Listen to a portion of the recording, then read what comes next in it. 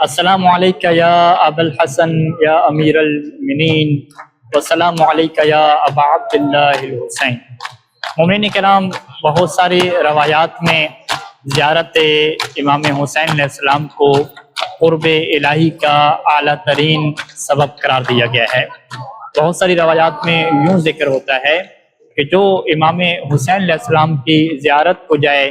گویا کہ اس نے عرش الہی کی زیارت کر لی، یعنی اتنا اسے اللہ کا قرب معنوی حاصل ہو جاتا ہے۔ اور کچھ روایات میں تو یوں آیا کہ کمن زار اللہ، کہ جس نے امام حسین علیہ السلام کی قبر کی زیارت کی تو گویا اس نے اللہ کی زیارت کی، یعنی وہ اللہ کے اتنا قریب ہو گیا کہ گویا کہ اس نے اللہ کی زیارت کر لی۔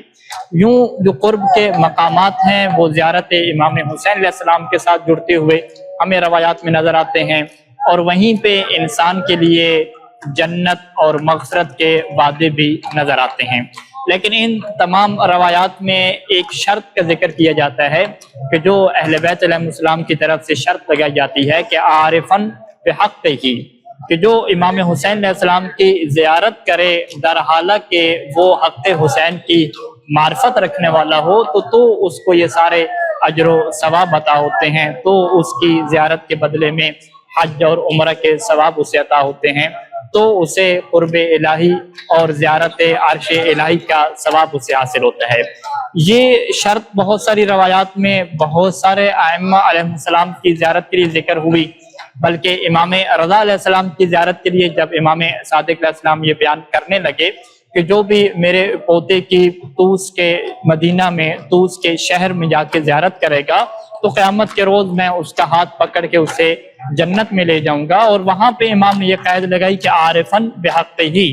کہ وہ امام رضا علیہ السلام کے حق کی معرفت رکھنے والا ہو۔ تو راوی نے وہاں پہ پلٹ کے یہ سوال پوچھا کہ وما عرفان حق ہی، کہ حق امام کی معرفت کا کیا مطلب ہے؟ تو امام علیہ السلام نے بیان فرمایا کہ یعلم انہ امام مفترض الطاعہ، کہ اسے اس بات کا یقین ہو، اسے اس بات کا علم ہو کہ جس امام کی زیارت کو میں ابھی جا رہا ہوں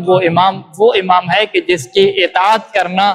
واجب ہے، جس کی اطاعت اور جس کی پیروی کرنا فرض ہے۔ غریب شہید، اور وہ امام غریب ہے اور وہ امام شہید ہے۔ یہاں پہ جو پہلا جملہ امام صادق علیہ السلام نے بیان فرمایا کہ وہ انسان، وہ زائر یہ سمجھتا ہو، اسے یہ یقین ہو کہ یہ وہ امام ہے کہ جس کی اطاعت کرنا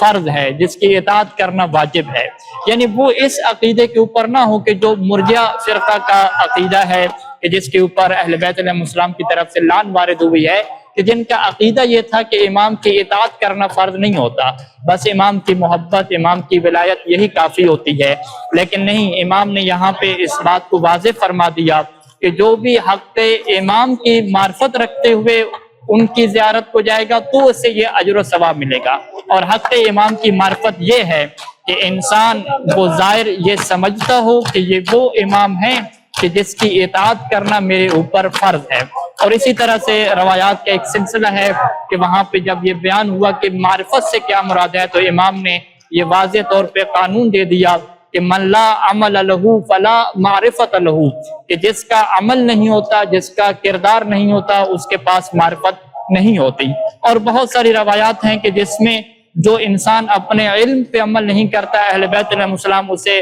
عالم نہیں کہتے، بلکہ فرماتے ہیں کہ اس شخص کے پاس کوئی علم نہیں ہے۔ تو یہ بات ہمارے سامنے واضح ہوتی ہے کہ زیارت امام حسین علیہ السلام ہو یا کسی بھی امام کی زیارت ہو، جب تک انسان یہ معرفت نہیں رکھتا ہوگا کہ یہ وہ امام ہے کہ جس کی اطاعت کرنا میرے اوپر فرض ہے، اور میں اپنے عمل کے ذریعے سے، اپنے کردار کے ذریعے سے کوشش کر رہا ہوں کہ امام کی اطاعت کروں، امام کی پیروی کروں، تو تب تک اسے وہ زیارت کا اجر و ثواب حاصل نہیں ہوگا۔ تو لہٰذا مومنین کرام اس بات کی طرف توجہ رہے کہ جو مرجع فرقہ ہے کہ جو فقط محبت کی بنیاد پہ بخشش کی امیدیں لگائی بیٹھا ہے، اس کی امام علیہ السلام نے مذمت فرمائی ہے، اور عارفاً بحق ہی، امام کی معرفت کے ساتھ زیارت کی یہی تشریح فرمائی ہے کہ ایک انسان یہ سمجھے، یہ یقین کی منزل کے اوپر پہنچے کہ میرے لیے امام کی اطاعت کرنا فرض ہے، اور پھر اپنے عمل اور کردار کے ذریعے سے بھی کوشش کرے کہ امام کی طرف بڑھے اور امام کے اوامر اور نواہی کی اطاعت کرتا ہوا نظر آئے۔ والسلام علیکہ یا ابا عبداللہ الحسین ورحمۃ اللہ وبرکاتہ۔